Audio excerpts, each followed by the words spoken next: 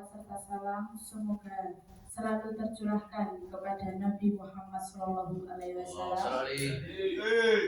Pada kesempatan kali ini saya akan membacakan susunan acara yang pertama, yaitu pembacaan materi oleh Ibu Khoniatul Latifah SPD, kemudian sesi tanya jawab, dan yang selanjutnya penutup. Acara pertama kita mulai yaitu dari penyampaian materi Ibu Khoniatul. Kepada beliau dipersilakan.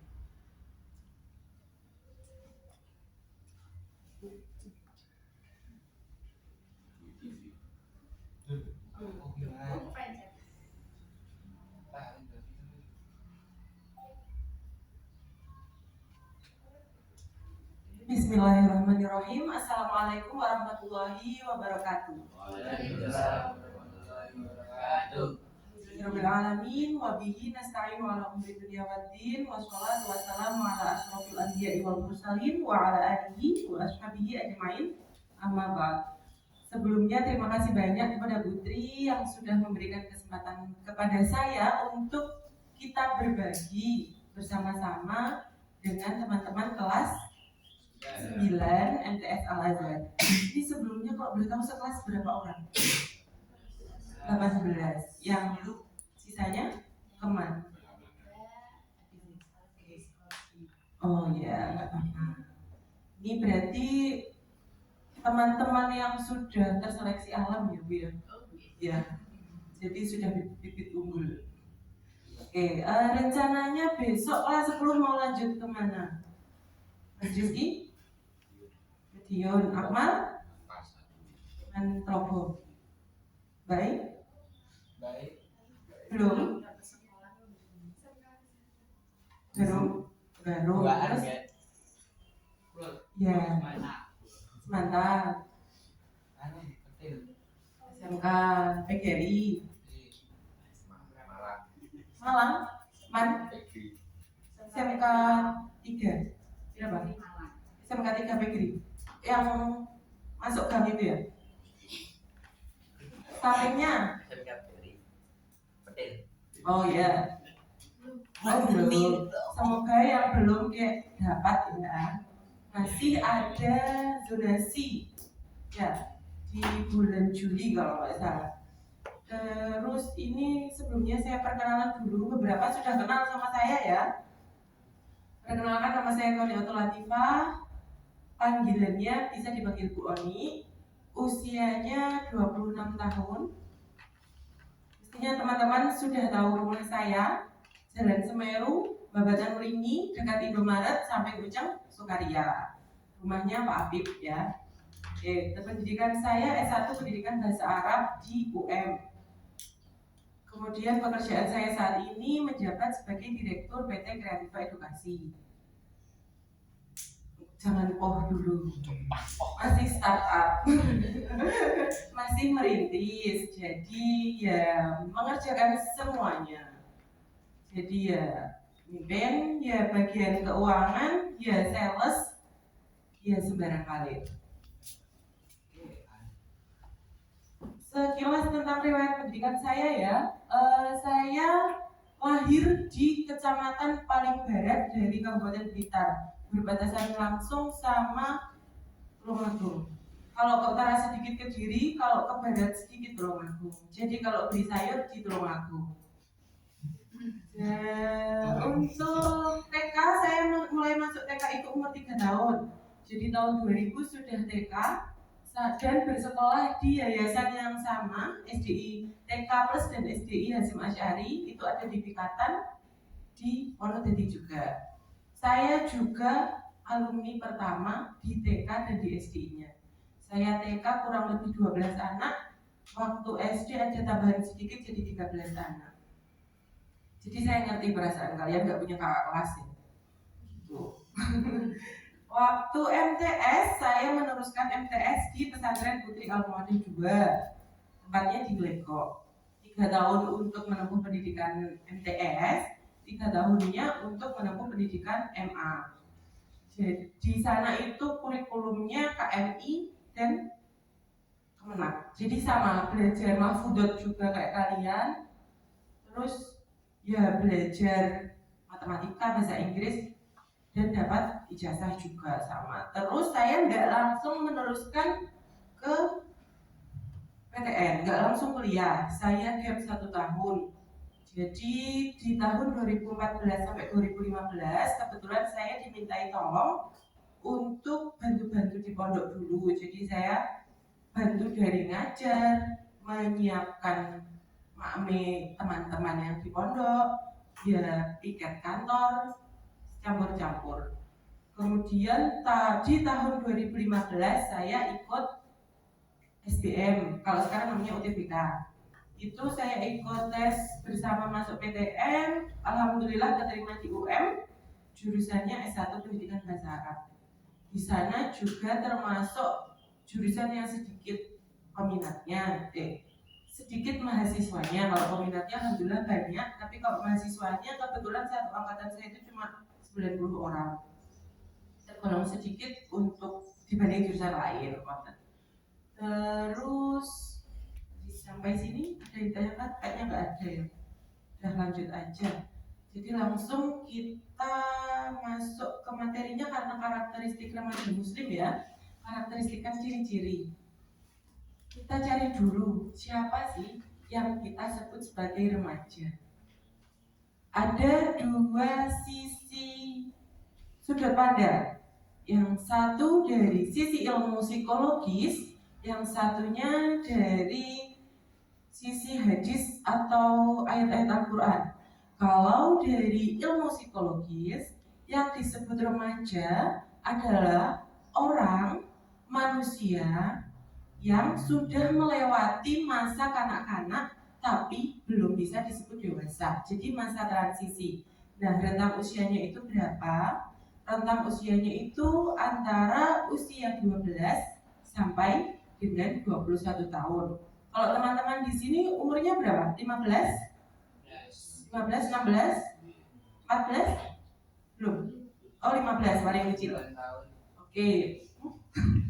9 tahun itu lulus SD aja belum loh. Jadi kalau menurut ilmu psikologi ada 3 fase pada masa remaja. Yang pertama itu umur 12 sampai umur 15. Kalau kita baca di kotak obat itu ya, kan ada dosis untuk anak itu kan sampai 12 tahun. Di situ menurut ilmu psikologis menghentikan masa kanak-kanak. Jadi setelah usia 12 sampai dengan 15, jadi sampai SMP lah ya, lulus SD sampai SMP, kita masuk di tahap remaja awal. Ada yang secara reproduksi baru matang, ada yang di situ emosinya masih meledak-ledak, dimana aku itu pengen didengar banget loh pendapatku, ya kan? Aku itu bisa, aku tuh sudah punya perasaan. Aku pengen orang lain mendengarkan pendapatku, jangan hanya aku suruh mengikuti perintah aja. Aku punya pendapat yang setidaknya layak untuk didengarkan. Oke? Iya apa bukan? Ya kan? Terus di usia 15 sampai 18 tahun itu remaja tengah. Jadi kalian masuk di SMA itu sudah mulai bisa membuat keputusan. Kalau misalkan nanti aku mengambil keputusan A, maka konsekuensinya ada B, C, D. Kalau misalkan aku memutuskan untuk misalkan nanti di yang ambil SMA ya, di kelas 11 tuh kan kita nanti ada peminatan. Aku mau mengambil peminatan IPA gitu ya. Nanti aku berarti bisa masuk di UTBK Saintek atau jurusan yang Saintek kayak teknik, tapi aku juga bisa masuk di Soshum.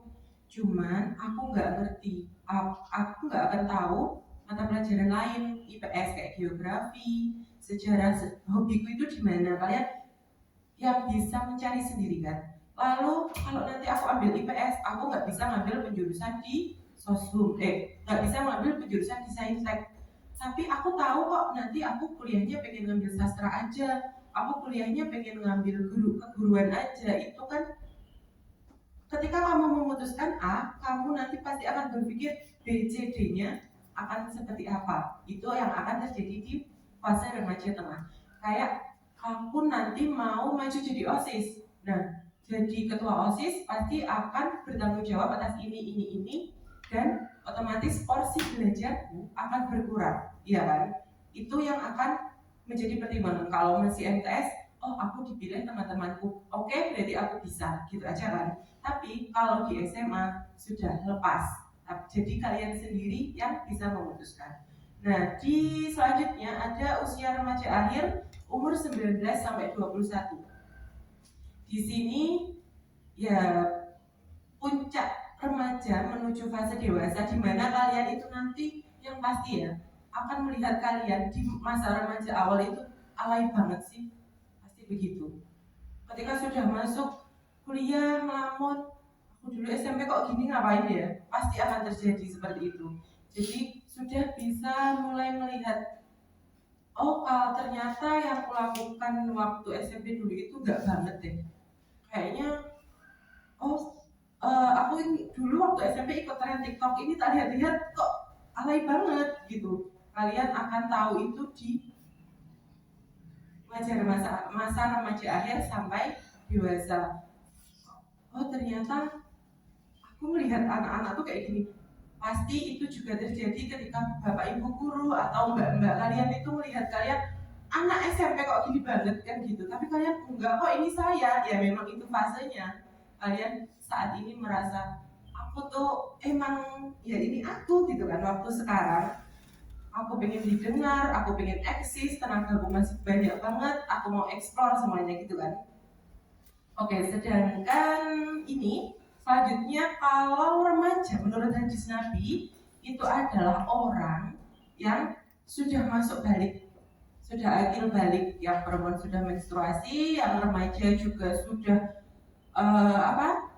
mulai ya pubertas. Jadi kalian sudah masuk usia umur pubertas, sudah wajib sholat dan berusia kurang dari 40 tahun. Nah berarti saya, Putri, Pak Didin, Bu Indana juga masih sebagai pemuda. Kalau menurut Islam, kenapa kok pemuda itu di dalam Islam usianya lebih panjang daripada di ilmu psikologi? Soalnya dari zaman dulu sampai sekarang, ternyata pemuda itu sebagai tombak syiar loh, ya kan? Dari zaman dahulu kita bisa lihat kalau sahabat Nabi Ali bin Abi Thalib, Utsman bin Affan, terus Bilal, itu kan mereka yang ada pada usia remaja semua, pemuda, bukan remaja tapi sudah cukup dewasa, yang membantu Nabi untuk syiar, kayak berdakwah, membuka ini perluasan wilayah Islam gitu kan, yang muda-muda. Tidak mungkin kan orang yang sudah tua, sudah boyoan lah ikut perang lah kan, nanti nggak bisa. Jadi kenapa kok pemuda ini tuh punya peran penting dalam Islam? Ya soalnya mereka yang masih kuat, mereka yang bisa berdakwah gitu kan. Terus selanjutnya ternyata pemuda itu punya posisi yang istimewa di Islam. Nyatanya kita berkali-kali bisa melihat contohnya di dalam Al-Quran. Itu ada banyak ayat yang menyebutkan tentang pemuda Muslim. Contohnya ada kisah masa muda Nabi Musa, ada kisah masa muda Nabi Yusuf, Sayyidina Maryam, terus ada kisahnya Ashabul Kahfi, itu kan tentang pemuda. Jadi kenapa sih kok spesial banget pemuda itu? Ternyata ada hadisnya juga yang menyebutkan kalau akan ada 7 golongan yang mendapat naungan Allah di padang mahsyar nanti. Yang kedua, yang posisi keduanya,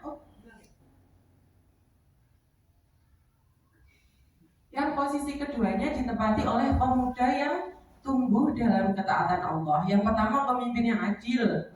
Sudah pasti ya, kan bebannya pemimpin itu banyak banget. Yang kedua, ada pemuda yang tumbuh dalam ketaatan kepada Allah. Yang ketiga, ada orang yang hatinya terpaut pada masjid. Yang keempat, 2 orang yang saling mencintai karena Allah. 5, seseorang yang ingat Allah dengan berzikir dalam keadaan sendiri sampai meneteskan air mata. Keenam, ada seorang laki-laki yang dirayu oleh wanita cantik namun ditolak karena takut kepada Allah. Dan orang yang bersedekah secara sembunyi-sembunyi. Nah, yang pertama kita bahas pemimpin yang adil.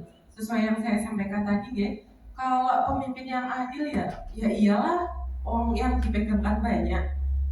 Nggak usah muluk-muluk ke presiden, kepala keluarga. Dia harus bertanggung jawab untuk nafkah semua anggota keluarganya sampai masuk suapannya anggota keluarganya. Itu sebenarnya tanggung jawab, bukannya berat banget ya itu. Gitu. Nomor 2, pemuda yang tumbuh dalam ketaatan kepada Allah. Pemuda tadi kan orang yang sudah akil balik. Nah, yang selalu tumbuh dalam ketaatan kepada Allah, berarti kan dia nggak pernah nggak pernah bermaksiat, nggak pernah meninggalkan sholat kayak gitu. Nah, kenapa kok pemuda yang tumbuh dalam ketaatan kepada Allah itu jadi titik penting? Soalnya ya, taat itu kan nggak cuma sehari 2 hari kita mendengarkan kajian sudah, nggak sehari 2 hari kita mendengarkan nasihat orang lain itu langsung jadi muslim yang taat, beriman, sholat 5 waktu kan enggak. Kalau gimana biar kita bisa taat itu kan kita harus terus berkembang, kita harus memperbarui terus ilmu keagamaan kita, entah itu lewat kajian, nonton di YouTube, di TikTok pun sebenarnya kan ada ya, di Reels, di mana-mana kita bisa lihat. Selanjutnya kita juga harus muhasabah, jadi kita harus menghilangkan riya, kita raba-raba diri kita sendiri. Apakah kita tuh masih ada rasa riya, pamer, iri dengki ke orang lain, lisan kita itu masih menyakiti orang lain apa enggak? Itu kan yang masuk dalam koridor taat. Masih terus ada melakukan perintahnya, tapi juga tidak menyakiti orang lain dengan kita terus beribadah itu. Bisa loh kita menyakiti orang lain kalau kita sholat terus saya nggak berteman sama orang lain, aku takut menyakiti orang lain. Bukannya itu nanti bisa jadi persepsi buruk menurut orang lain, gitu kan? Sudah? Masih dicatat? Oke. Terus nomor 3, ada orang yang hatinya selalu terpaut dengan masjid. Kalau dengar panggilan azan itu langsung berangkat. Waktu itu jalannya cepat subuh gitu ya, azan subuh bentar lah, tak bangun agak nanti. Udah setengah 5, setengah 6 loh, kok wis padang lah, belum subuhan. Sering terjadi? Sering. Terus nomor 4, 2 orang yang saling mencintai karena Allah. Nanti kalau sudah 21 plus ya, kalau sudah ketemu siapa yang tertulis di Lauhul Mahfudnya, nanti yang siapa partner untuk terus mengupgrade imannya itu nanti ada bisa jadi 2 orang yang saling mencintai karena Allah. Yang kelima, orang yang mengingat Allah dengan berzikir, bahkan dalam keadaan sendirian juga meneteskan air mata. Jadi hatinya tuh gak pernah sepi, yang selalu diam pun dalam hatinya dia sebenarnya mengingat Allah. Itu nomor 6, laki-laki yang dirayu oleh wanita cantik, terhormat, tapi ditolak karena takut kepada Allah. Jadi ada mbak-mbak cantik atau ada mas-mas ganteng PDKT, udah gak ada yang tahu, kalau kita backstreet aja gak apa-apa gitu kan. Tapi kalian tahu pacaran itu boleh apa enggak? Enggak. Pacaran itu belum boleh. Besok aja kalau sudah pacaran halal boleh. Ya, jadi kalau orang bisa menahan diri sampai besok, walaupun ganteng, ini kapan lagi aku ketemu orang gantengnya kayak gini, kapan lagi ada mbak-mbak cantik kayak gini, tapi ditahan sebelum ada akad halal karena takut lillahi ta'ala, itu insya Allah akan mendapat naungan Allah di padang mahsyar. Nomor 7 adalah orang yang bersedekah secara sembunyi-sembunyi. Jadi ada kan pepatah dulu, kalau memberi, tangan kanan memberi, kalau bisa tangan kirinya tidak tahu. Maksudnya itu ya jangan sampai orang lain itu tahu kalau kita bersedekah, justru itulah sedekah yang paling utama gitu. Kalian tahu nggak di padang mahsyar nanti itu kan semuanya pasti udah diajarin lah ya di apa ya, ilmu di agama gimana fikih ya, kalau padang mahsyar itu ada, padang mahsyar itu dataran yang luas banget, tidak di akidah. Jadi di padang mahsyar itu dataran yang sangat luas, di mana orang dari zaman Adam sampai zaman nggak tahu kapan besok itu berkumpul bareng-bareng di satu tempat yang katanya gosipnya nih ya, matahari itu cuma 1 jengkal di atas ubun-ubunnya kita. Sekarang aja nggak usah 1 jengkal, segitu jauh aja panasnya kan udah naudzubillah ya. Apalagi ini sudah tinggal 1 jengkal di atasnya kita. Infonya ada golongan orang itu yang bahkan sampai tenggelam karena keringatnya dia sendiri, saking panasnya. Kita nggak dikasih baju, kita nggak ada orang yang nolong, nggak ada pohon buat iup-iup, siapa lagi yang ngasih naungan kecuali Allah. Jadi semoga kita bisa menjadi salah satu golongan yang mendapat naungan Allah di padang mahsyar besok. Amin. Terus loh, ini tadi kan kita bahas pemuda ya. Seperti siapa contoh pemuda yang dimaksud?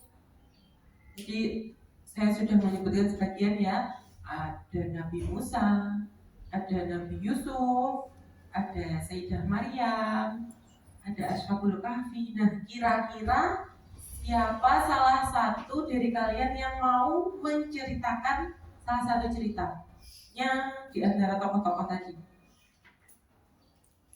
Ini ada titipan hadiah kalau ada yang mau. Apa Bu?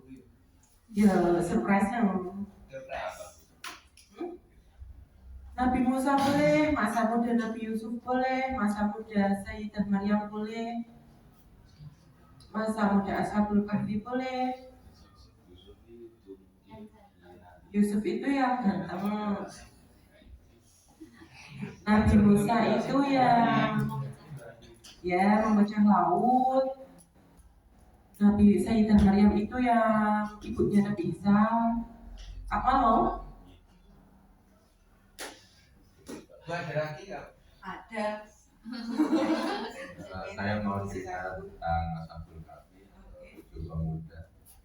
Jadi ceritanya itu pemuda 7 tersebut karena imannya sungguh kuat, dan juga karena pada zamannya itu dipimpin oleh raja yang musyrik. Itu mempertahankan imannya, pemuda tersebut pergi ke dalam gua dan bersembunyi dengan maksud agar terhindar dari kejaran utusan-utusan dari raja dan agar tidak terbunuh. Dan untuk mempertahankannya, Ashabul Kahfi atau pemuda tersebut bersembunyi dan tidur di dalam gua tersebut selama beberapa abad atas kata Allah. Bersama kalau tidak salah ada 1 anjing yang bersamanya. Lalu setelah beberapa abad, Ashabul Kahfi terbangun di zaman ketika rajanya sudah beriman dan bertobat Allah.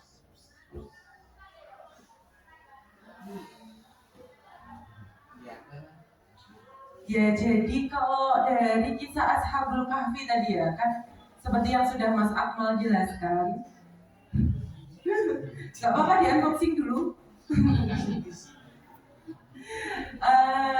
Kalau Ashabul Kahfi mereka kan berdakwah, melakukan syiar,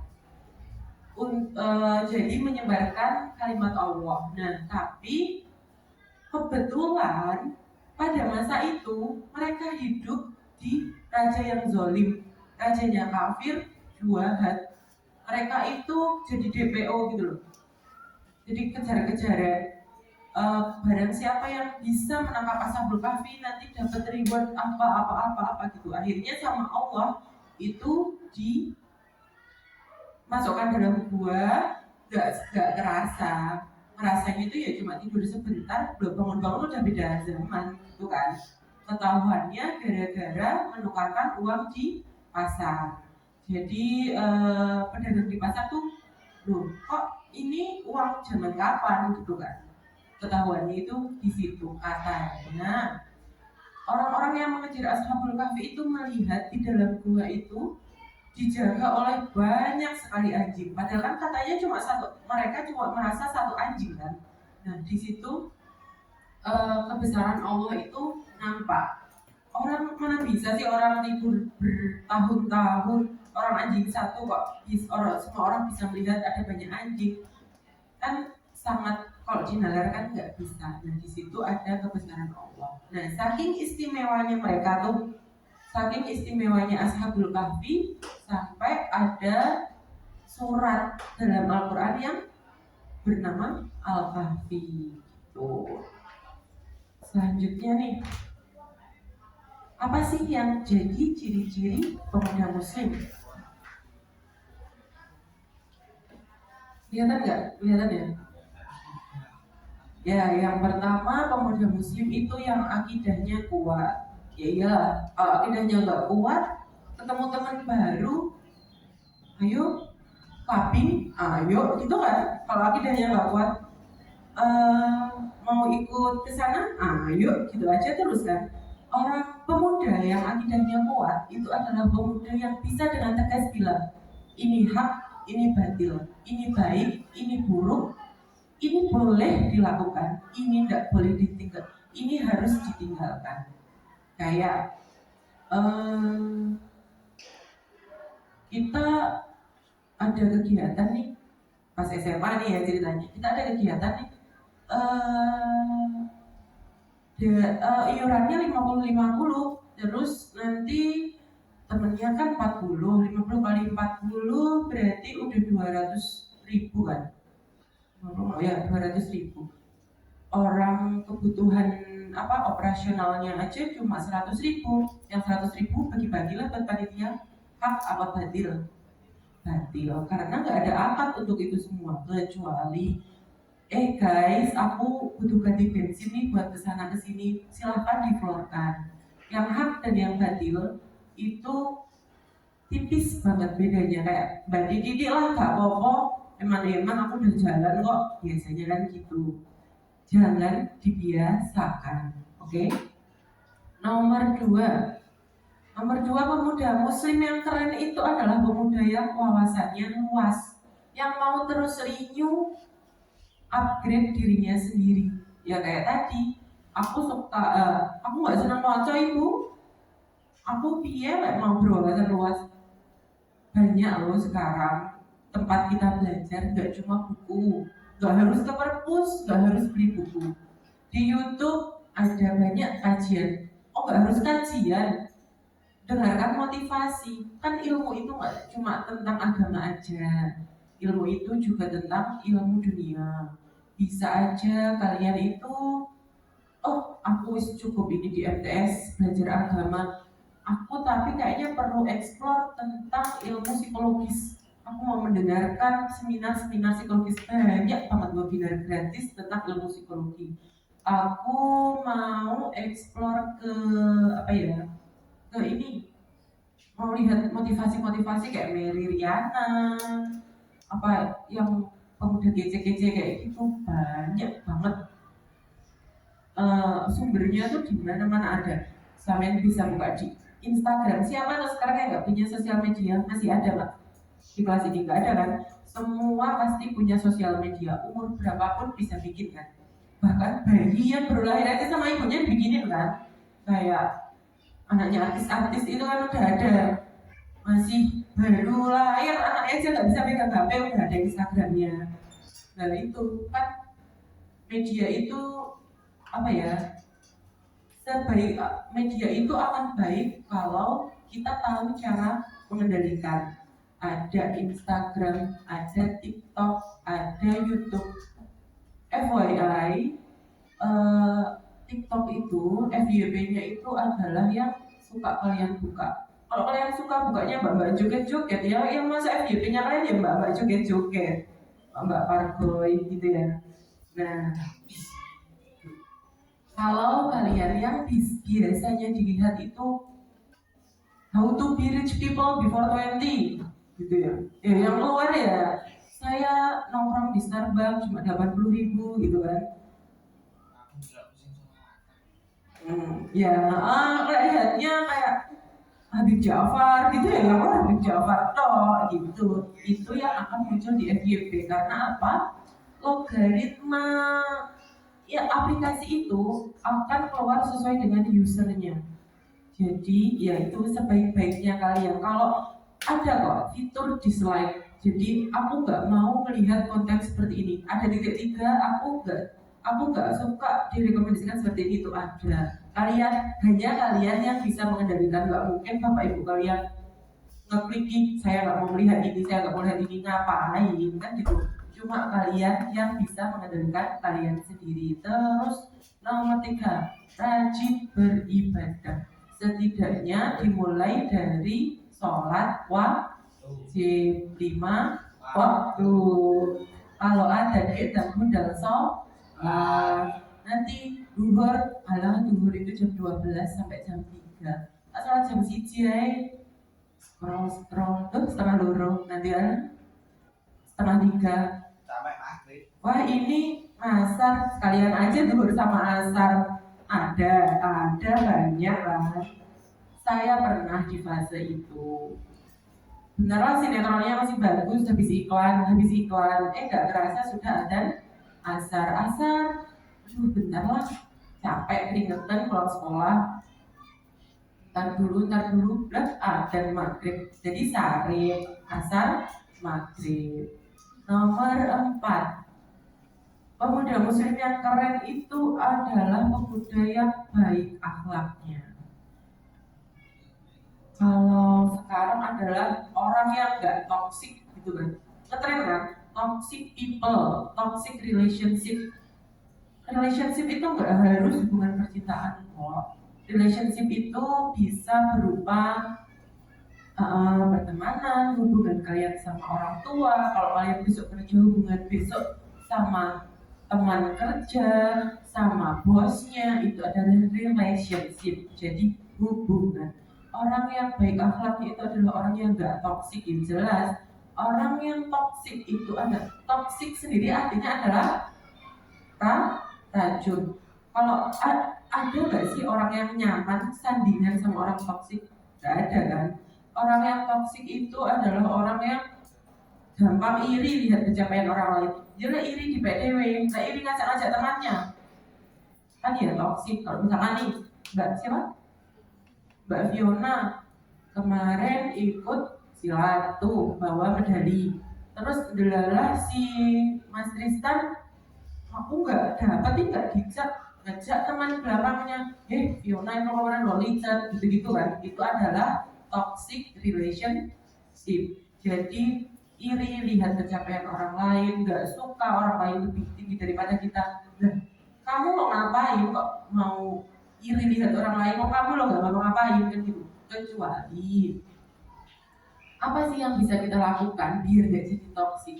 Kita yang kembali lagi, kita yang harus muhasabah, kita yang harus ngubek diri kita sendiri.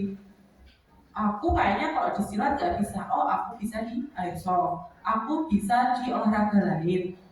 Ternyata aku kalau fisik gak bisa tuh. Aku bisanya akademis. Ya udah, biar aku bersinar dengan caraku sendiri, gitu loh.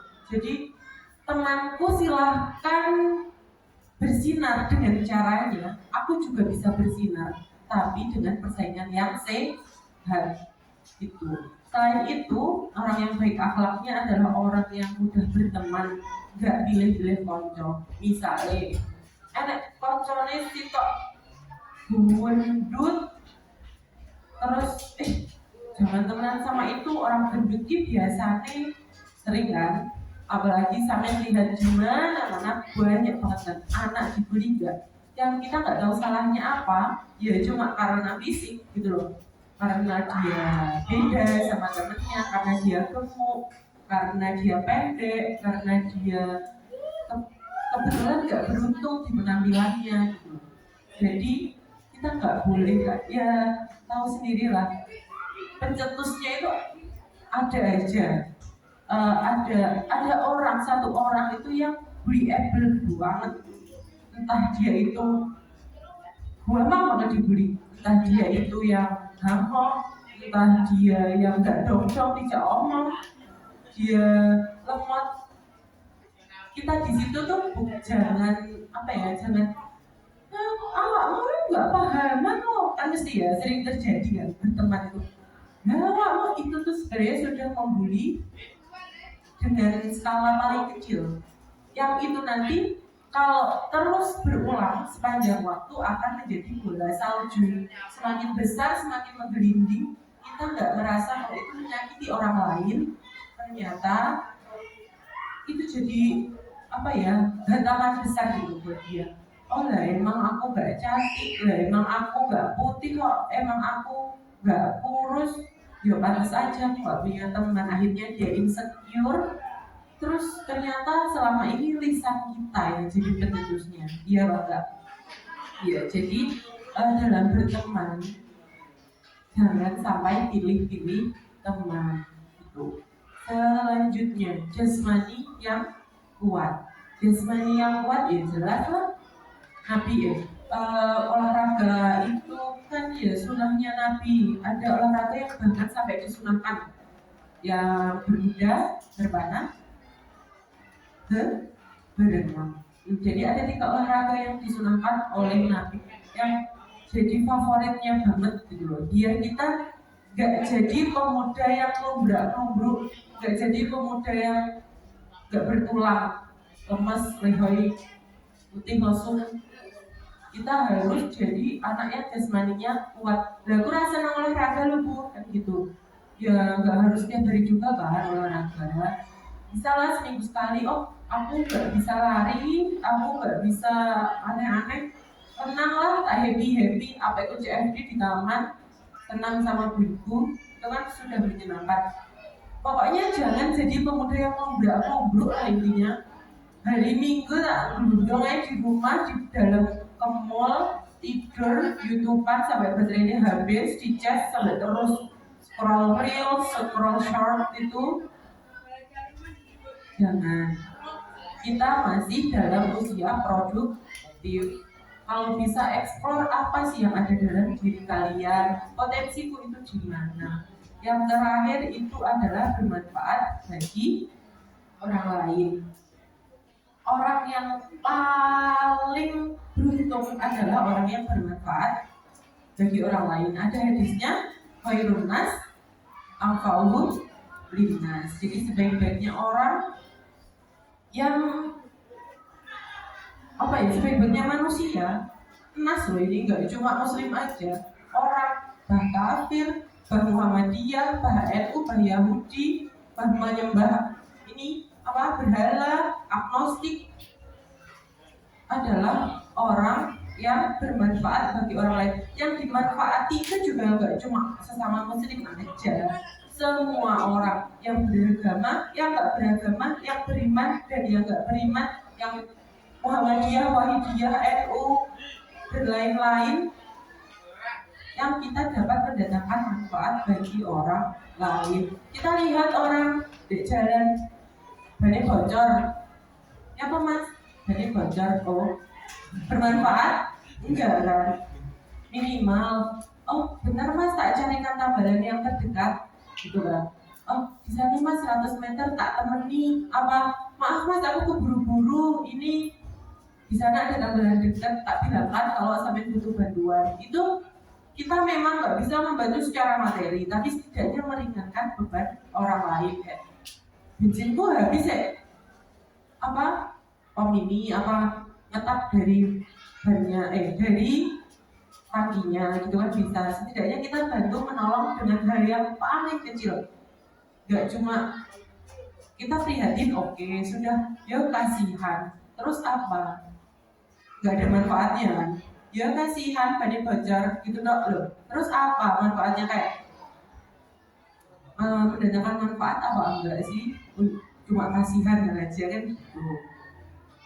Fun fact nih ya, ada hadis yang menyatakan yang orang mukmin ya ini sudah dikerucutkan menjadi orang mukmin adalah berarti orang yang beriman kepada Allah, orang muslim yang mau bergaul dengan banyak orang dan bersabar dengan semua kekurangan dan masalah-masalah gangguan yang ditimbulkan dari pergaulan dengan orang lain tersebut, itu pahalanya jauh lebih banyak daripada orang yang nggak mau bergaul sama sekali. Jadi berteman aja sama semua orang.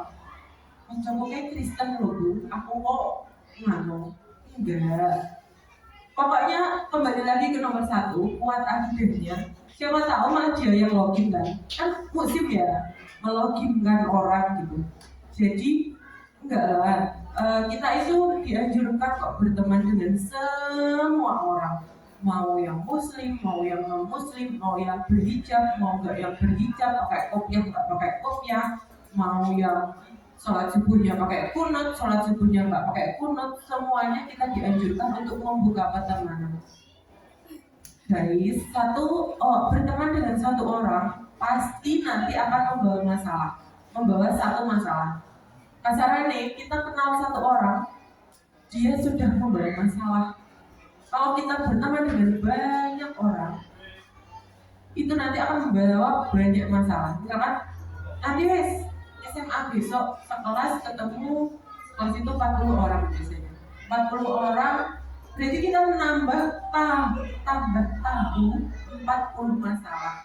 Enggak menutup kemungkinan teman yang bermasalah itu nubruk kita. Aku mau curhat dong, aku mau cerita dong, iki loh, berikut pacarku loh, orang tua aku loh, kan gitu. Enggak, sangat tidak menutup kemungkinan kan.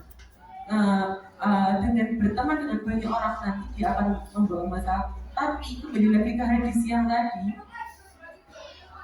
orang itu akan mendapatkan pahala kalau kalian bisa bersabar dalam menghadapi masalah-masalah yang ditimbulkan dari pertemanan itu gitu.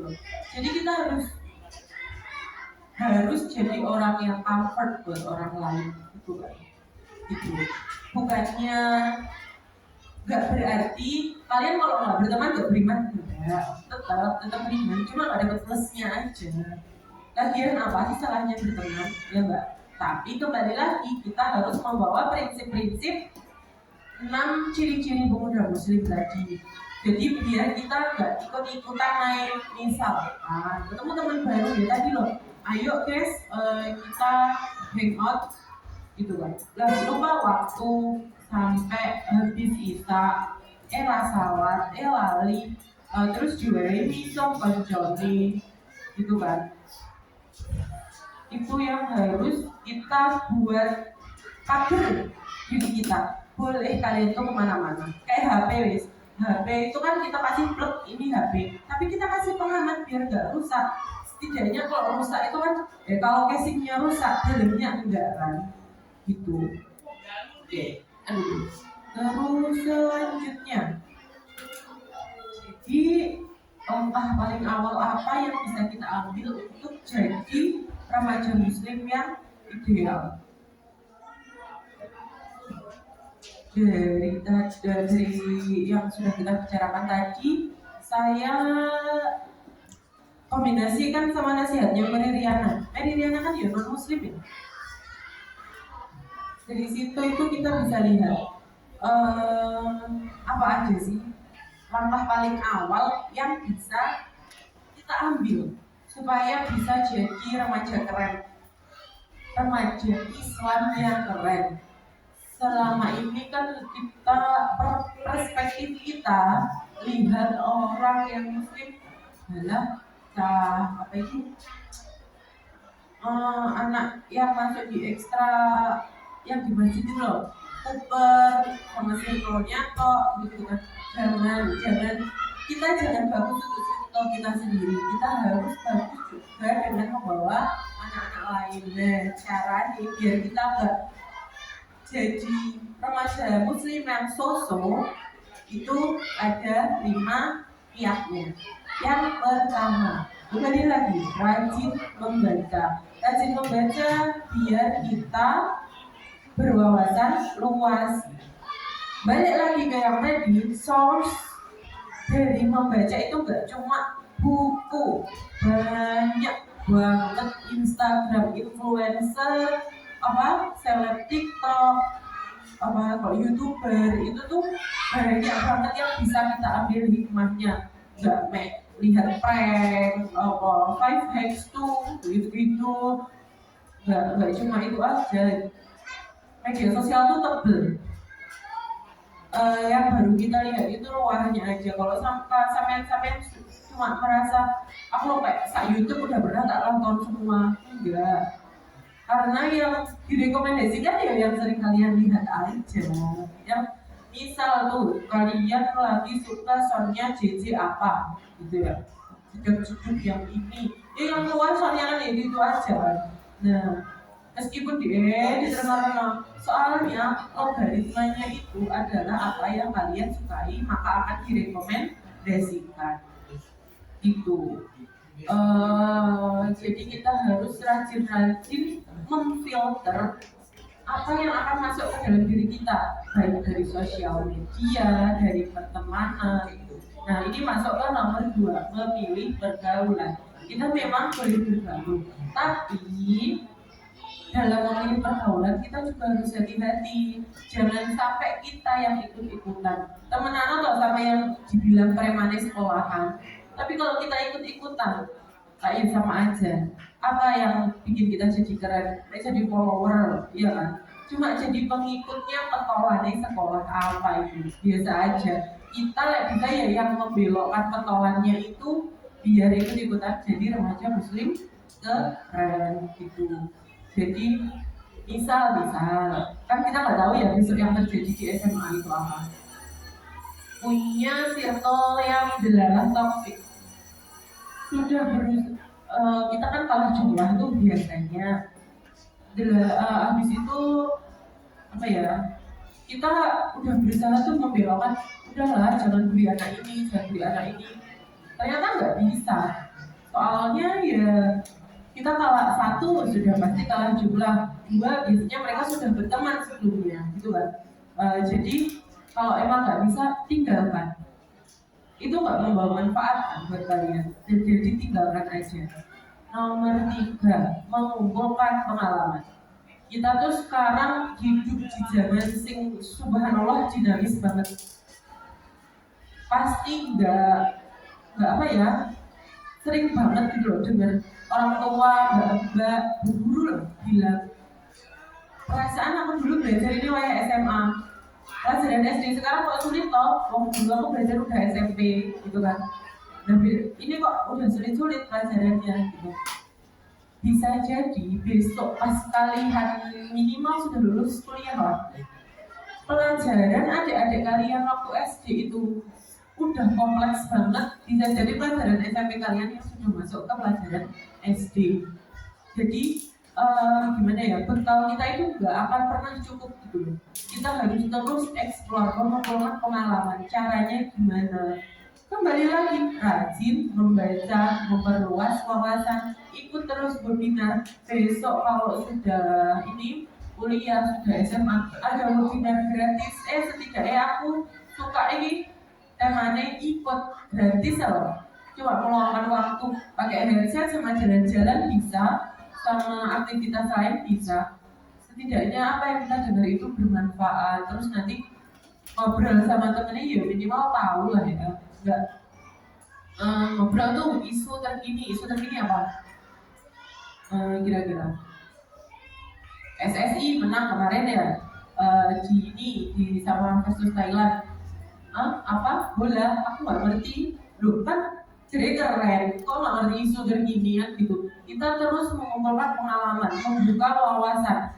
Jadi nggak cuman aku keren di tempatku sendiri, enggak lah. Kita loh nanti hidup itu ketemu banyak orang.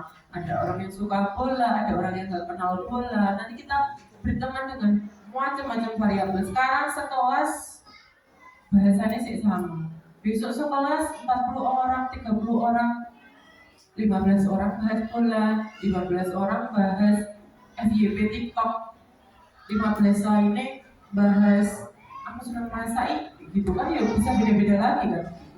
Nomor 4 ini yang jangan dilewatkan, menabung. Nabung. Zaman nabung itu nggak cuma berupa uang, nabung juga bisa dalam bentuk life skill. Jadi itu tadi ikut webinar, ada pelatihan gratis diikuti. Kalau kalian mau nabung uang, it's okay, nggak apa-apa. Nabung lebaran masih dapat samu, masih kan? Di HP lah, apa iya butuh HP? Kalau misalkan nggak butuh HP, coba deh ditabung. Aku tak mencoba investasi kecil-kecilan, apa yang tak bisa dari anak di bawah 17 tahun.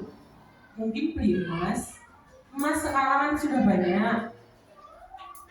Nabung itu nggak akan apa ya, terus aku nabung dari SMP sehari 10.000, besok aku jadi orang kaya raya di usia 25 tahun. Ya enggak, itu hanya akan menjaga jumlah nilai uangmu biar nggak keluar aja gitu kan.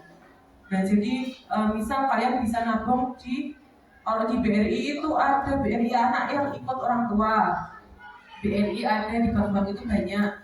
Nabung aku nggak mau buka rekening lah, aku nabung ya emas itu ya, sampean bisa beli dari harga 100.000 sebulan, nabung tak nabung sehari 100 sampai 10.000, setahun dapat emas 3 gram, kan ya lumayan, 0,3 gram.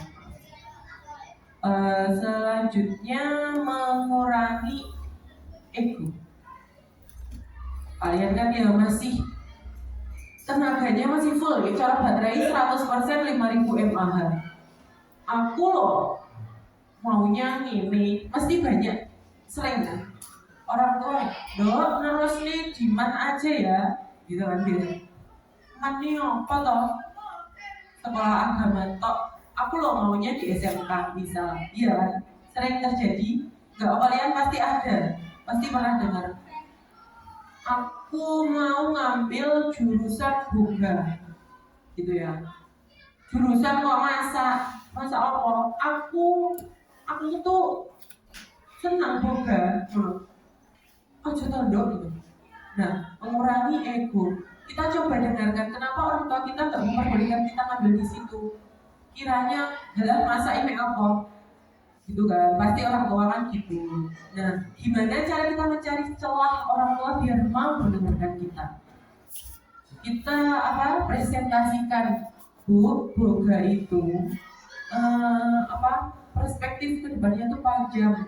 Sampai bisa lihat Chef Renata, bisa lihat Chef Arnold, lihat ini bisa kuliah kuliner di sini. Karirku itu nggak cuma di dapur, kalau jadi ini aku bisa jadi dosen, aku bisa jadi guru, aku bisa jadi kepala resto, begitu kan?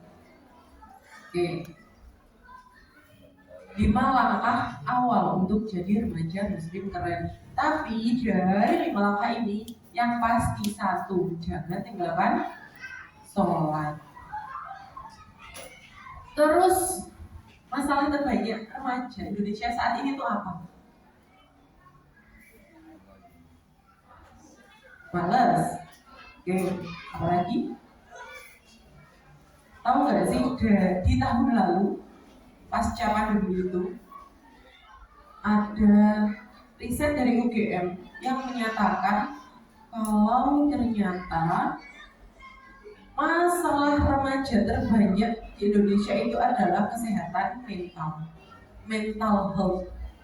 Banyak banget kan, di Twitter lah, di TikTok lah, bahas kesehatan mental. Ini tuh aku tak healing demi mental health, lihat yang hijau-hijau biar keseimbangan mental, tuh kan? Iya Mbak, banyak banget kan. Nah, sebenarnya ada 3 faktor yang bisa menentukan kesehatan mental kalian semua. Mbak-mbak, emas-emas gak menutup kemungkinan banget untuk kesehatan mentalnya terguncang. Yang pertama faktor genetik, yang jelas. Kalian pernah lihat orang dengan gangguan jiwa itu biasanya riwayatnya ada keturunan. Yang ini kita sudah tidak bisa ngutik ya. Yang kedua faktor psikologi. Faktor psikologi itu bisa dari asuhan, bisa dari trauma, terus dia pernah after disease gitu loh, jadi kena bencana bully, bencana, dan yang terakhir faktor sosial. Faktor sosial itu ya pertemanan, tetanggaan, kenal sama orang, adalah toksik ya, otomatis mempengaruhi kesehatan mental. Kesehatan mental itu bisa plus bisa minus. Kalau plusnya kita ketemu orang yang baik, di tiga faktor ini nggak menutup kemungkinan kita jadi orang yang valuable, bagus, mentalnya seimbang, tenang dan lain-lain, nggak menutup kemungkinan. Tapi kalau salah satunya aja pincang, misalnya genetiknya udah ada bawaan, berarti tinggal 2 faktor lagi yang menentukan kita, yang bisa menyeimbangkan mental kita biar nggak goyang, biar kalau kata orang sekarang biar tetap waras ya. Berarti kita harus cari-cari teman yang bagus. Kita harus speak up. Aku tuh nggak nyaman dengan keadaan seperti ini ke orang tua. Orang tua dulu kan nggak ngerti dong sih kalau kesehatan mental. Mesti alah do aku biar orang ngomong ini, gitu kan. Aku biar dipukul orang tua nggak nangis, pasti akan tercetus seperti itu karena mereka nggak ngerti. Karena akses mereka untuk belajar itu dulu terbatas. Gitu. Terus aku kok merasa dibully ya di kelas. Tuh, aku kok mulai aneh ya. Aku kok pas kumbrak-kumbruk, nggak suka beribadah, jauh sama orang tua. Terus aku kok kemerungsung dengan pikiranku sendiri gitu loh. Kenapa ya aku kok kayak gitu? Nah, apa yang harus kita lakukan ketika kita sudah punya gejala-gejala? Apa iya sih? Ini mentalku sudah mulai kena gitu kan biasanya. Nah, yang harus kita lakukan adalah stand up and speak up. Yang tahu perasaan kalian itu ya cuma diri kalian sendiri. Yang tahu kalau kalian sudah mulai merasa terancam, ya kalian sendiri. Diri sendiri itu punya alarm. Tinggal kita aware apa enggak, tinggal kita feeling apa enggak. Aku kalau pas di pojokan sih di kelas, gak cuma di kelas, di circle mainan aja di rumah wis. Aku kok sama pacarku biar ngaji main bareng, sekarang kok enggak. Aku kok lepas ini sih ngomongin fisik sih kacau-kacau gitu. Nah, kita harus bilang, aku enggak nyaman dengan kondisi seperti ini. Sharing, aku enggak suka kamu bilang aku elek, aku nggak seneng kamu bilang aku nggak pinter. Bilang, karena sangat mungkin banget teman kalian itu nggak feel, teman kalian itu nggak ngerasa kalau lisannya itu sudah menyakiti teman yang lain. Sebagai remaja, oleh karena itu ya, sebagai remaja kita harus membekali diri agar dapat berkomunikasi asertif. Jadi komunikasi itu ada 3. Komunikasi yang pertama itu yang ya udah biasa aja, lempeng-lempeng aja, ngomong ayo A, B, B, C, J. Ada komunikasi yang menolak, aku nggak mau ngomong ini, aku nggak seneng karo ini. Itu yang agresif atau menolak. Dan tengah-tengahnya itu ada asertif. Aku harus bilang, aku nggak nyaman dengan kondisi ini. Aku nggak suka kalau aku diatur-atur terus. Aku juga punya pendapat, tapi tanpa menyakiti orang lain. Kita mengutarakan pendapat, tapi tanpa menyakiti orang lain. Misal, ya itu tadi, ikut volley gitu ya misalnya. Enggak lah Pak, itu namanya agresif. Enggak. Kalau kalau ya wisma berarti kan itu manut aja, nggak ada. Sebenarnya potensi itu nggak di situ loh Bu, tapi aku nggak bisa bilang ini dari orang tua aku. Kita harus membekali diri dengan komunikasi asertif, biar kita nggak diiles-iles, tapi kita juga nggak dianggap orang yang arogan, ya kan? Jadi kita harus bilang, Pak, aku tuh di sekolah sudah nyoba olahraga ini. Ternyata aku senangnya badminton Pak. Aku mau dibekali dengan skill badminton, ikut no aku latihan ini, aku nggak apa-apa wes beli raket dhewe dari sangu bodoh deh ini wes aku masih ada gitu. Kita harus mempromosikan diri kita. Pak, aku bisa. Pak, Bu, aku bisa di sini. Aku nggak nyaman lah sampai terus-menerus menyuruh aku untuk mengikuti komponennya sampean.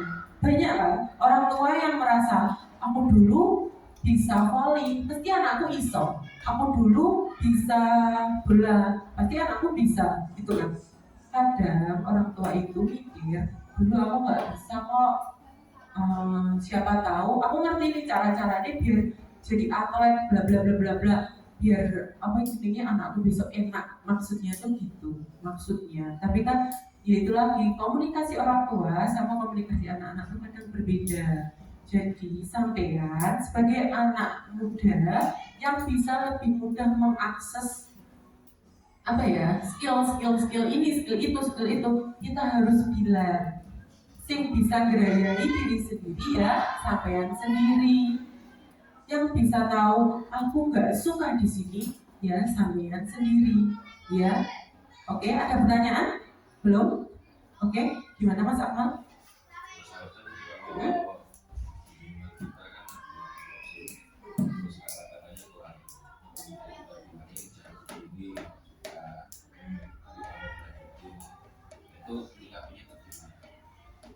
Satu circle berarti ya.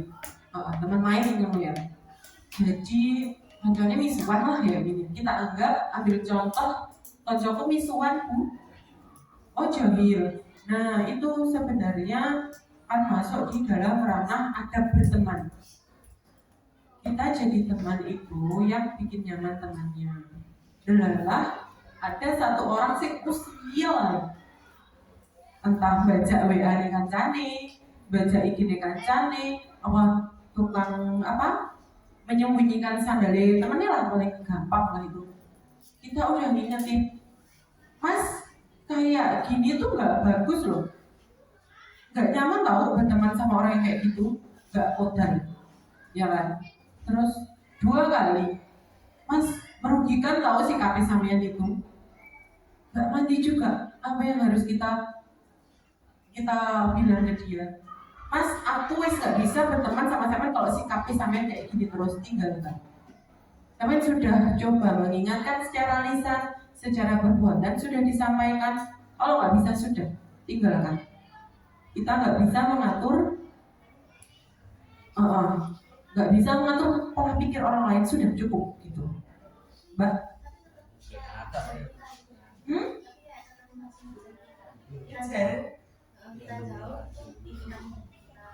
Oh caper, mungkin suka kali. Ya kita yang harus nge-set boundaries. Jadi kita yang harus bikin batasan. Bilang, selama ini kan kita nggak pernah bilang. Pasti kita sungkan ya. Saya pernah jadi remaja yang nggak usah remaja sekarang. Emang dia karakternya gitu, aku bisa apa? Yang kita jadi pola pikir kita itu sebenarnya salah. Kita harus bisa speak up. Kita harus bilang, aku nggak seneng kalau tingkahnya sampean. Tingkahnya sampean itu sudah merugikan aku, toksik buat aku. Nggak cuma aku, teman-temanku juga sebenarnya nggak nyaman loh sama sikapmu kayak gini. Itu. Jangan kalau sampean nggak berani bilang langsung berdua sama temen yang sekiranya ngerti sama sampean. Nggak bisa bilang bu guru. Besok kalau di SMA insya Allah sudah ada BK. Di situ sampean bisa sharing. Nggak putar. Ya udah tinggalin aja. Tinggalin. Waduh ini ada impostornya apa biar dasar jadi. Ya udah tinggalin.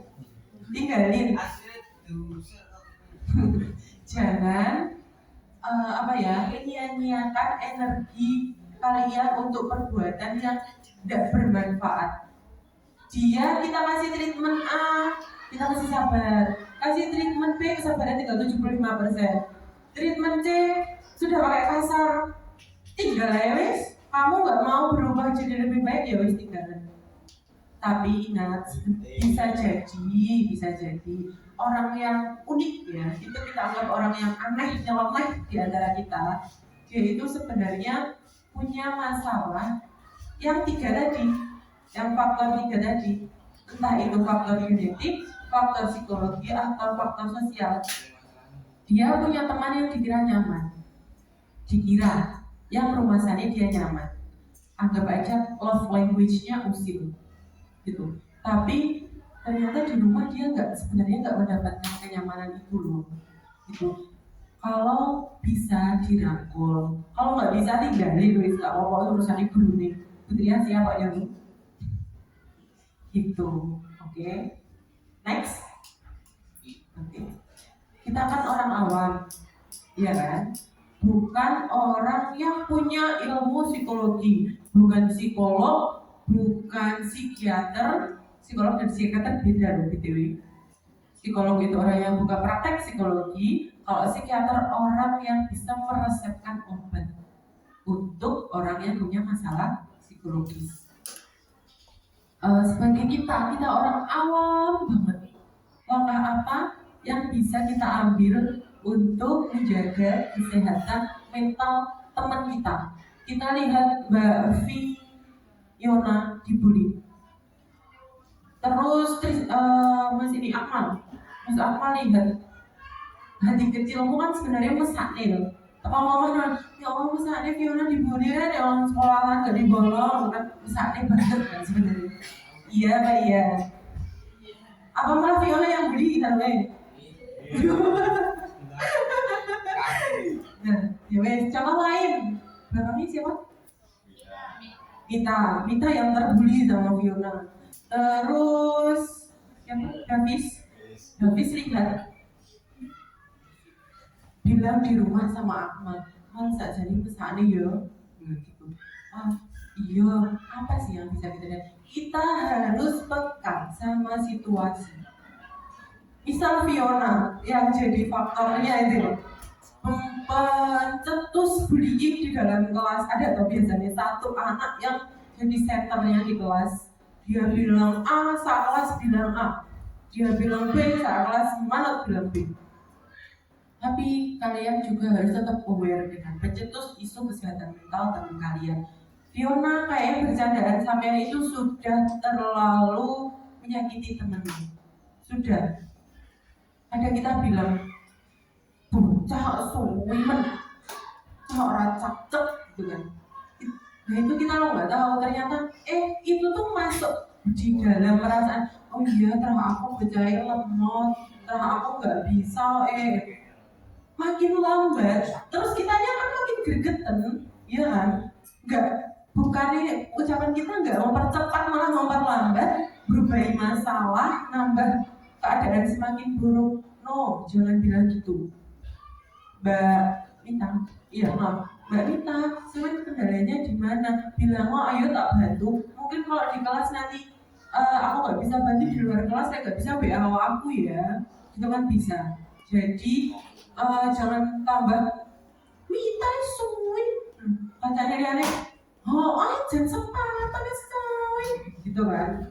Itu sangat mungkin terjadi kan? Ayo, toh ini sekolah. Gitu kan? Sering terjadi. Selanjutnya, kalau kita sebagai korban, misal kita posisinya jadi Mbak Mita yang sering dikuyok-kuyok teman sekelas, apa yang harus dilakukan supaya stay sane, tetap sehat mentalku itu? Kita harus ingat, kita tuh berharga loh. Kita tuh dulu sebelum lahir, kita itu sudah bersaing dengan ratusan benih. Kita adalah orang terbaik yang akhirnya diberi kesempatan untuk hidup. Sekarang kalian lihat gak sih berita dikit-dikit bunuh diri? Terbaru kemarin di Suhat, bunuh diri dengan melompat dari jembatan. Kita tuh harus ingat kalau kita berharga. Dan itu tahu gak faktor pencetusnya apa? Bully. Jadi Mas Tito itu sebelumnya sudah pernah mau jatuh di situ sekitar tahun 2020 apa 2019, pokoknya saya masih di Malang, itu sudah pernah. sebelum tapi diselamatkan. Delala kemarin itu berhasil. Itu apa sih yang hilang? Karena dia lupa kalau sebenarnya dia berharga. Setelah dia meninggal banyak loh saudaranya. Dia orang baik ya, tapi itu sudah nggak berguna. Kita yang harus ingat kita tuh berharga loh. Kita bisa hidup sampai berapa? 15 tahun ini melewati segala rintangan, tantangan, ujian. Yang tadi bisa kan? Jadi kita tuh berharga gitu loh. Kalau rasanya aku nggak punya teman, sampah banget. Ada cari orang. Besok kalau sudah SMA dekat sama BK. Di ini aplikasi online itu ada Halodoc, kalian bisa sharing. Ada layanan untuk apa itu ya ngarani? Layanan buat ini sharing anti suicide, anti bunuh diri, anti bullying. Jadi itu di situ ada layanan WA yang kalian mau sharing apapun didengarkan tanpa melihat siapa kita, kayak gimana wajah kita, agama kita apa. Kadang ya nggak menutup kemungkinan orang-orang tuh lihat pertama ya dari penampilan kita kan. Kadang kita bludus, serang, nggak punya teman gitu kan. Ya itu kita kadang perlu teman yang nggak perlu lihat kulitnya kita, gitu kan? Ya nggak apa-apa, kalian bisa memanfaatkan fasilitas yang ada. Selanjutnya biar kita merasa berharga, gimana dong? Kita harus menggali potensi diri. Potensi itu sudah ada di dalam diri kalian. Kadang tapi terkubur sama ML, terkubur sama Free Fire, terkubur sama klubrak-klubruk.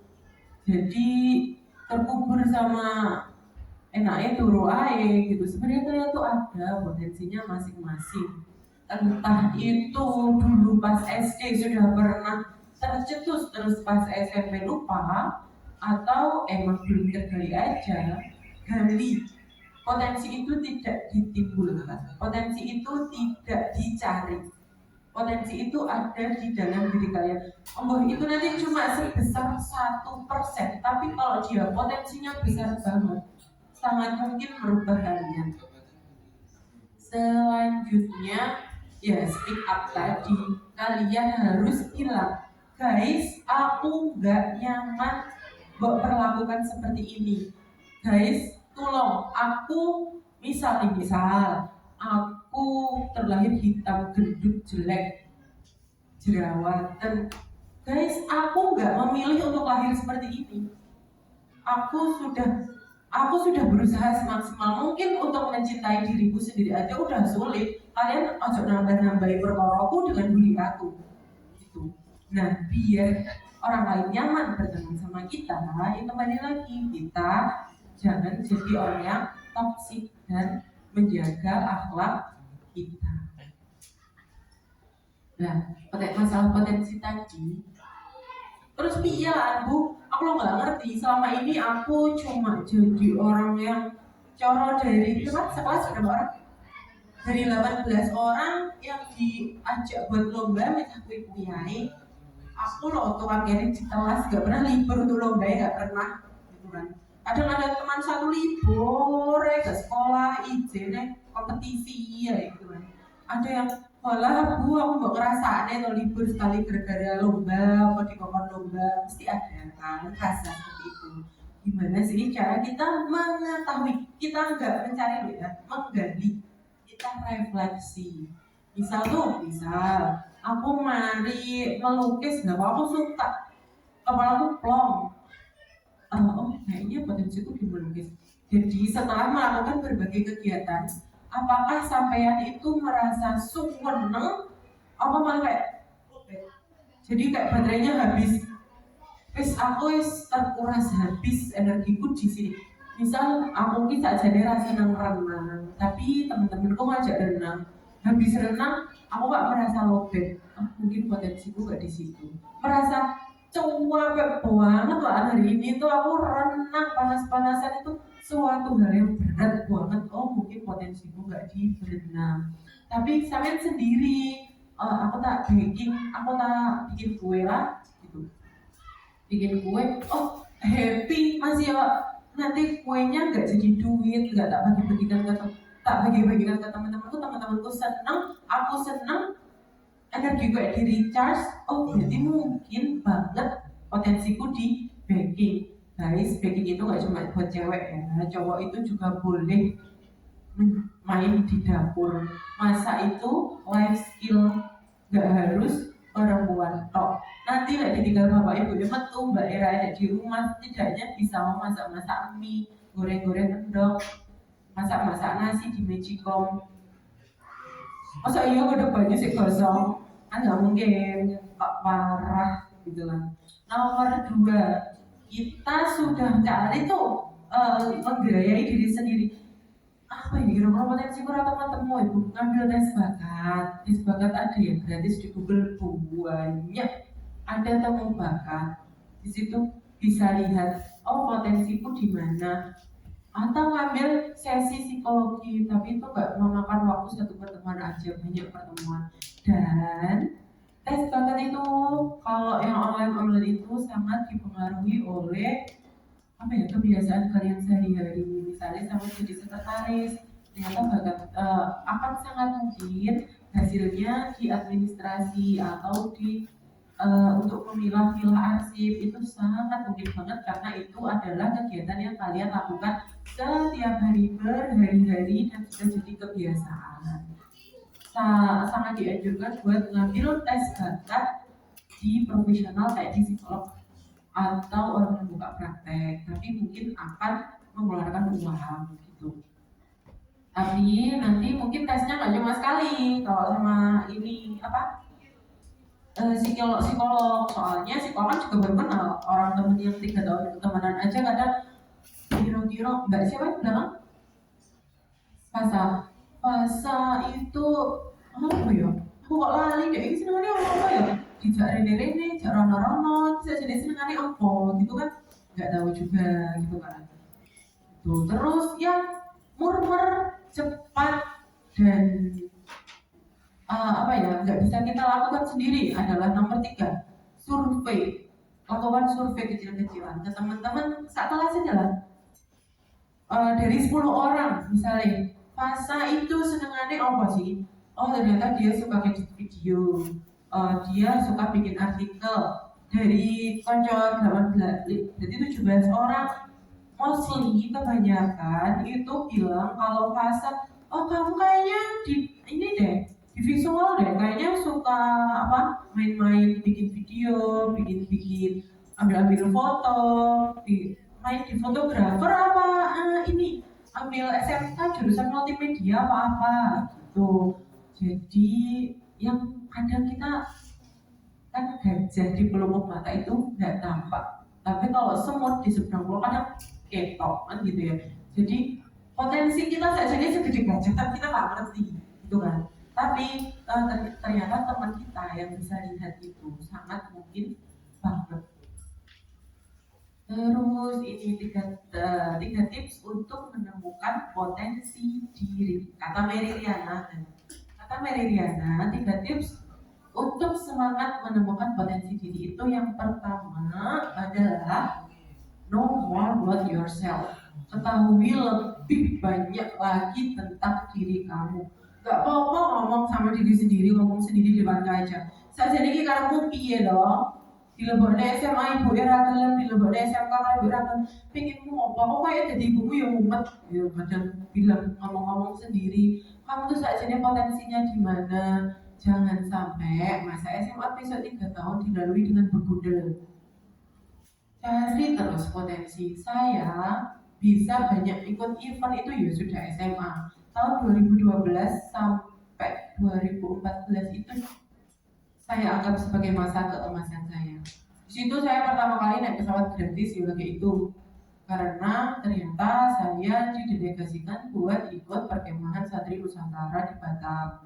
Gratis, full free, dapat sangu.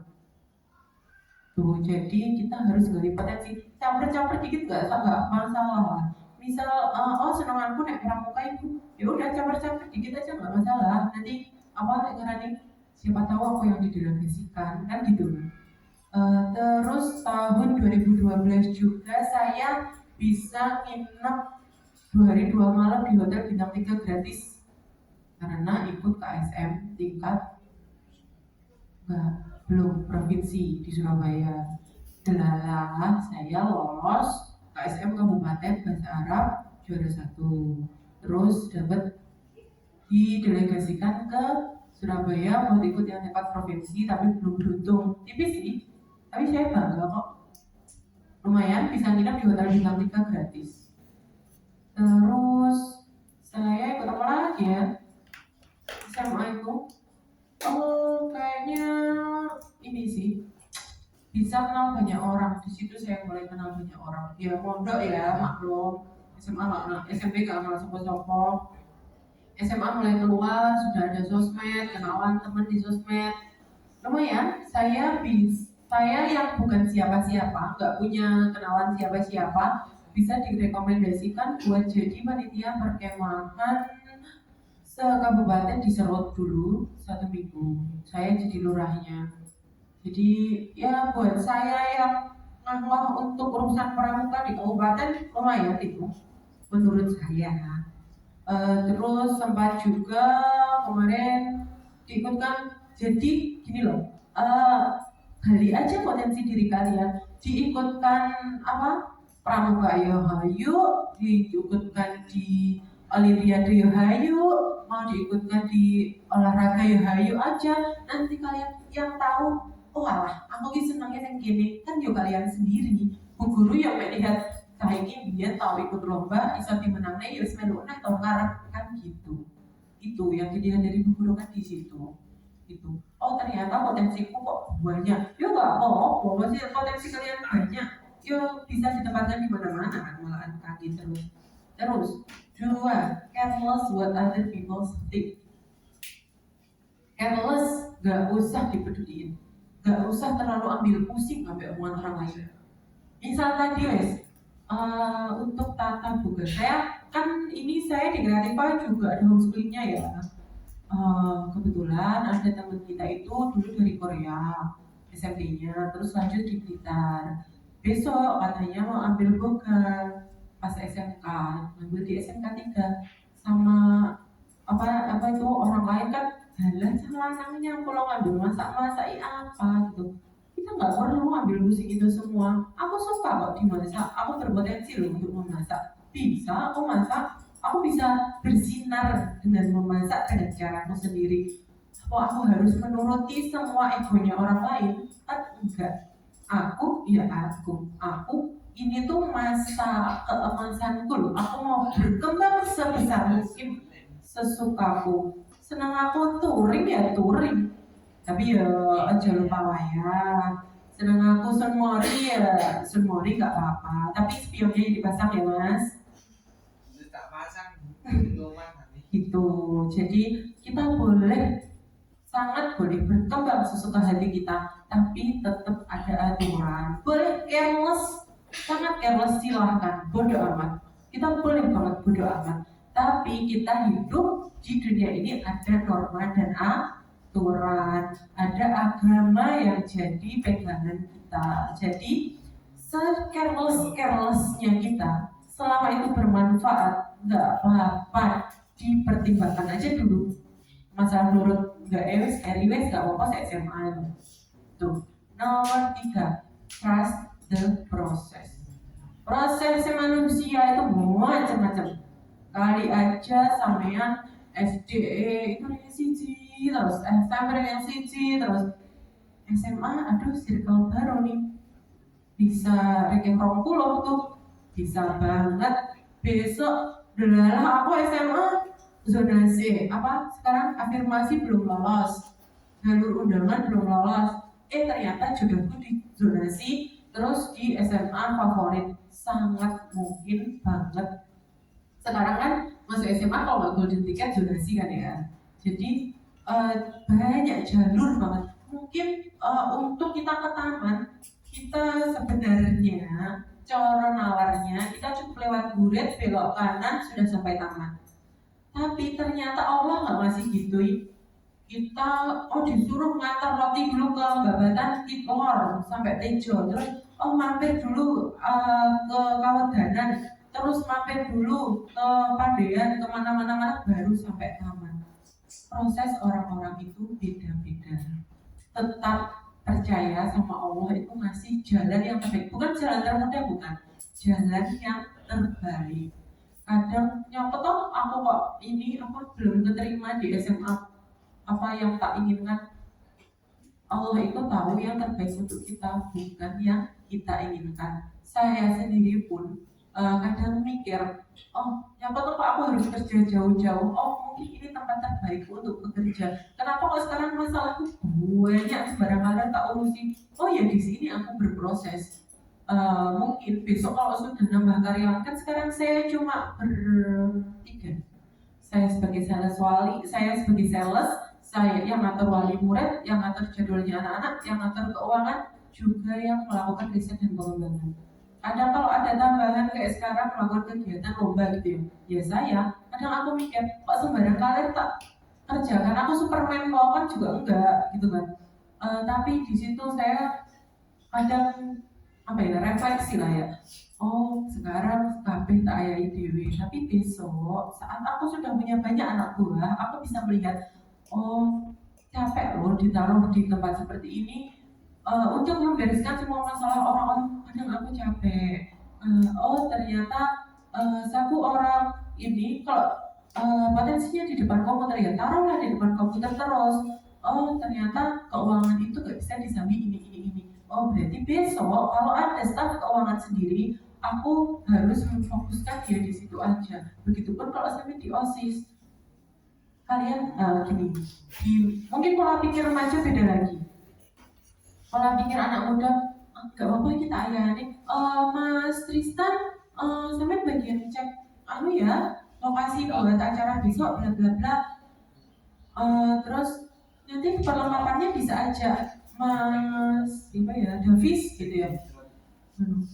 Gak apa-apa Mas Davis, gak usah Davis nih. Kalian merasa aku dengan seperti itu aku memudahkan orang lain? No, kalian itu bisa sharing beban kalian dengan orang lain. Kalian soalnya akan merasa menurut aku bisa sekali jalan. Jangan, kasih tahu beban kalian ke teman kalian, biar kalian tetap waras. Oke. Mungkin sudah cukup ya, saya udah ngomong ternyata 1,5 jam. Kira sisa, ternyata sudah cukup lama. Oke, kira-kira masih ada satu lagi ternyata. Enaknya tak PDI apa ya? Mau mata pelajaran apa materi kita hari ini? Manut, apa ya enaknya? Siapa? Game dulu lah. Kita main game awal adalah akhir. Oke, jadi ceritanya aku mau ke Malang. Saya mau pergi ke Malang. Tapi kayaknya besoknya Mas Tristan mau ke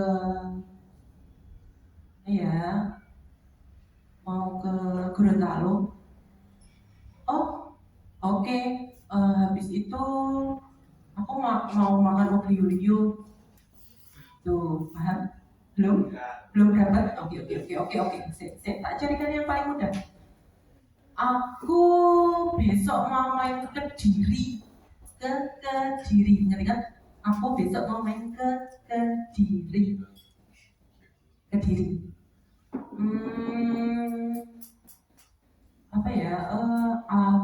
Teman-temanku besok ini sih mau bawa oleh-oleh dari India. Kediri, India. Habis itu tanteku kemarin bilang kalau katanya sih mau ini riset tentang kuliner di Afghanistan. Oke? Oke, Kediri, India, Afghanistan. Oke, kalau gitu Mas Rizky kayaknya besok mau ini deh, cari-cari kesan mahasiswa tentang Norwegia. So, awal adalah akhir. No, kayak gitu. Belum ya? Gini. Contoh. Nah, itu sudah contohnya. Gini. Besok aku mau ke Gresik, not di Gresik. Di highlight di Gresik. Oke, Gresik. Terus, tapi kayaknya aku mau sarapan pecel Kediri deh. Gresik, Kediri deh. Aku besok mau makan pecel Kediri aja deh. No. Besok aku mau ke Gresik, tapi sarapannya pengen pecel Kediri. Oke, kita ganti jangan wilayah, kita ganti jadi kata kerja. Pagi hari aku menyapu, oke? Awal adalah akhir, menyapu. Terus siangnya 7:30 aku mau berangkat kerja untuk mencari uang. Menyapu uang. Terus makan siangnya kayaknya aku pesan gado-gado deh. Makan siang aku cari gado-gado. Oke? Masuk? Paham. Oke. Masuk? Belum?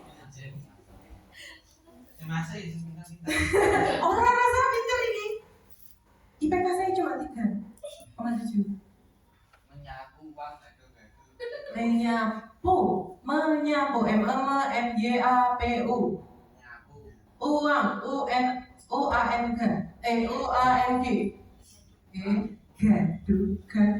gado, gado, paham? Pulang kerja aku mau olahraga. Oke, sih? Oke. Oke, masuk kan sebenarnya? Masuk kan? Oke. Olahraga. Malamnya kayaknya aku mau ambil laundry. Enggak salah. Malamnya aku kayaknya mau angkat besi.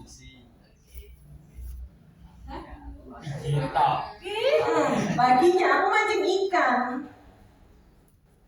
Rasanya nano. Paham gak sih? Ya Allah, paham kan? Paham. Oke, kita mulai dari saya. Ini ada paham Bu ya? Paham Bu. Ambil jalan, insya Allah paham. Terserah, kalimatnya sih terserah ya. Dia paham. Dari saya ke Putri Adem ya. Hari ini hari Rabu. Aku masuk siang. Ayo.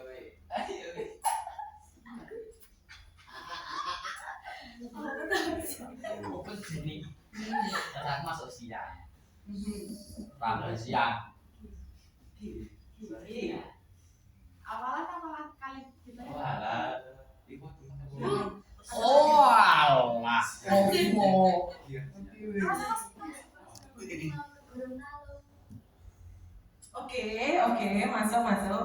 Gorontalo next. Setelah sampai Gorontalo, Putri mau melanjutkan olahraga. Oke, olahraga. Setelah olahraga, Putri mau mencari makan malam. Enggak no. Setelah olahraga, oke, anggur. Putri memetik anggur. Setelah memetik anggur, Jadi kan jus. No, belum pasti. Memetik anggur, mungkin Putri membenahi roda. Belum masuk ya?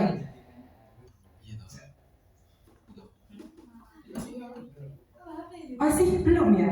Oke, tak contohkan ya. Ini apa? Lepasannya apa? Dan ini hari Rabu gitu aja ya. Hari ini hari Rabu.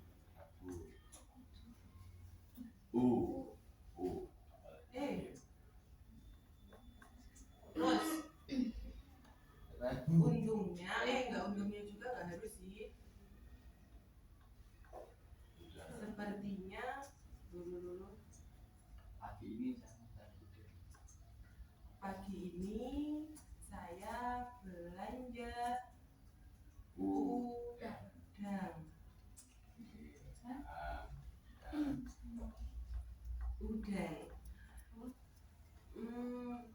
Lalu ke pasar membeli gula. Paham? Paham. Oke. Uang. Kok uang?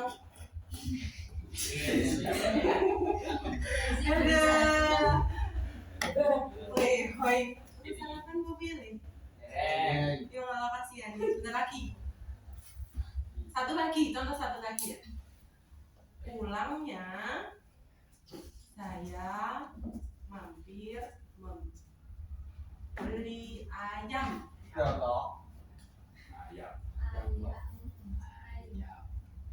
Berarti gimana kesimpulannya? Awal dan akhir, ya Pak ya. U G A M, berarti selanjutnya awalnya kata harus paham maksud. Oke. Oh berarti nganu Bu, kalau hari ini Rabu berarti ini dengan Kata terakhir awalnya U. berarti pagi ini saya siarin ya Allah. Iya Mau kata apa? Mau kata bebas? Bebas aja ya. Bismillah. Gini ya. Seret. Situ dulu. Oh sini dulu. Oke. Mal. Tanggal 1 besok adalah hari libur. Pada hari libur saya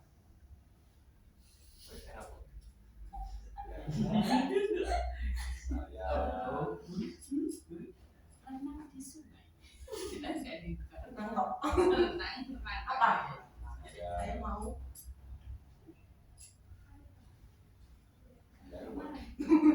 Saya ruwet. Tristan?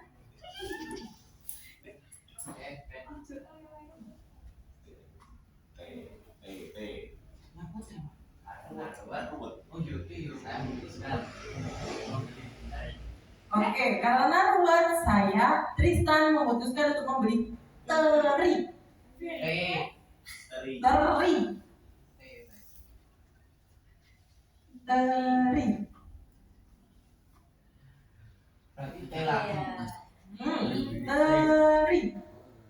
Belakang. Malah. Teri. Oke. Karena teri memberikan inspirasi. Next. Setelah membeli teri, saya mampir ke Indomaret. Oke, nggak apa-apa, boleh. Karena apa tadi? Setelah membeli teri, saya mampir ke Indomaret.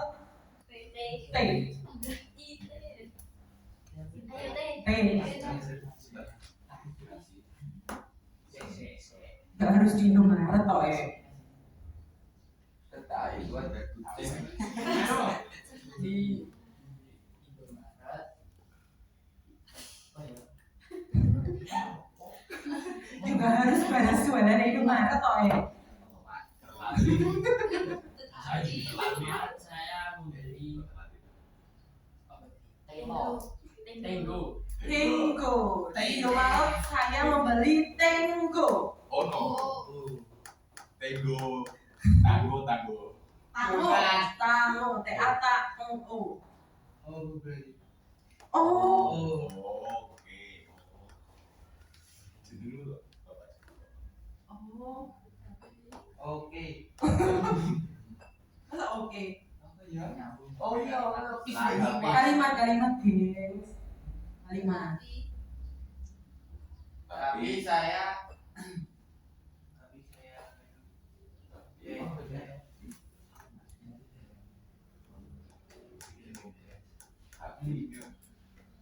Setelah itu saya pergi ke toko obras. Obras. Setelah itu saya pergi ke toko obras.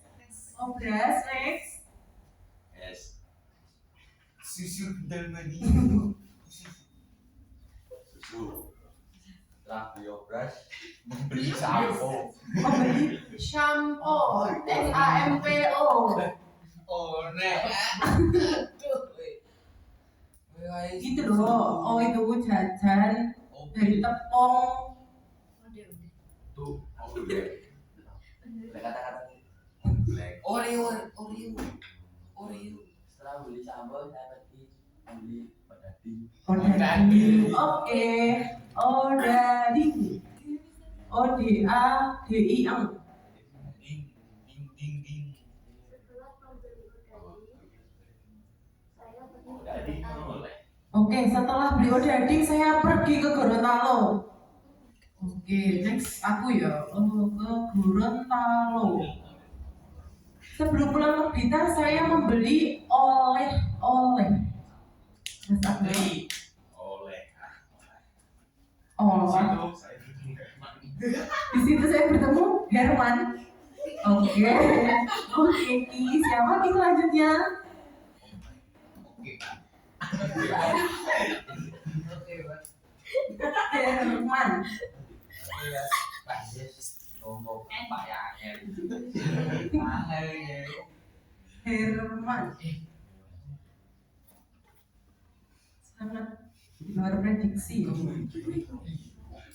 Herman. Setelah dari situ saya membeli nasi.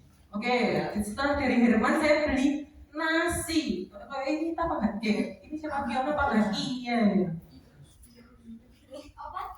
Nasi. masih jam ini.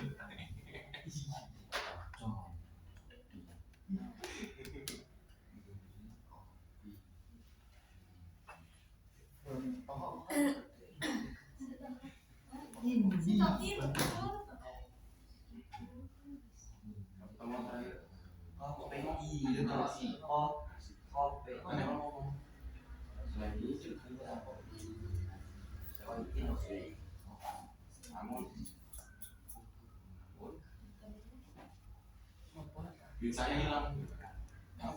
Fiona apa? Fiona. Tidak tahu. Aja di benar.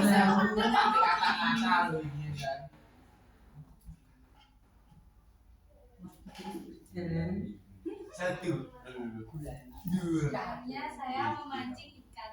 Oke, sebenarnya saya memancing ikan.